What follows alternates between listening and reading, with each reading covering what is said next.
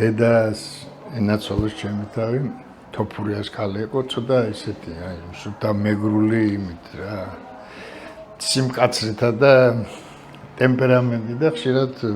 ხელი ჩემხებია სკოლაში უცემი ვარ ყური აუწევია რაღაცა მაგრამ აი მამა ჩემი იყო საერთოდ მისგან არ მახსოვს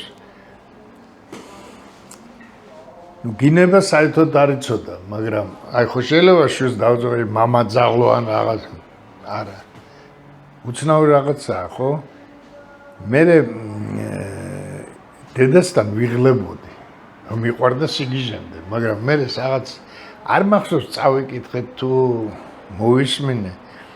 ესე იგი დედის სიყვარული ეს აუცილებელი რამე არავისთვის არ არის დაუჯერებელი და დედა უნდა გიყვარდეს იმიტომ მისი სხეულის ნაწილი ხარ და მან გშობა და ესა და არავის არ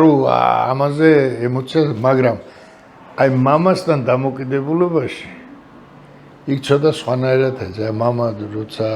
განსაკუთრებით უყვარს ვიცი უფრო აფასებენ ამას იმიტომ რომ მამა სახში არ არის შრომობს საგვიან მოდის რაღაცა მაგრამ ბავშვი ელოდება აი ესეთი რაღაცა მჭირდა მეც აი დედასთან თუ 1 საათი საათნახევარი უკვე ხო დედა გენაცვალე დავიღალე და აი მამა ჩემთან შემეძლო ყოფილიყავი 10 დღე 10 წელი ხმის ამოუღლება იმდენად მომწონდა როგორც ვაშკაცი, მამაკაცი, რაღაცა პატიოსანი. ამაგარია. ოღონდ ბედნიერი ვიქები ჩემო შვილებმაც ეგრე თქვა რომ აი წეღან ისეთი ემოციური რაღაცა თქვის შენ აი ჩემს ნათქვამს ყველაზე კარგად გამიგებ. აი როცა მათ დამინახეს. ხო. ეროსი მანჯგალაძესთან და გიორგი გერიჩონი ყველასთან ვინ ჩამოთვალე. რა თქმა უნდა ისინი ამაყი იყვნენ, აბა როგორც შენი 14 წლის ბიჭი რო ეზიარა მიხეილ ჯავახიშვილს და გაიგო და იქამდე გადმოსცა ემოციები რომ შენ აგატირა ხო ესე არ თქვი არა იცით რა უნდა გითხოთ ბატონ დავით თუ გქონიათ ხოლმე ის მომენტი რომ შვილებთან ემოციები დაგიმალავთ თან ცრემლი დაგიმალავთ მე დიახ რა თქმა უნდა იქნებოდა არის მაგრამ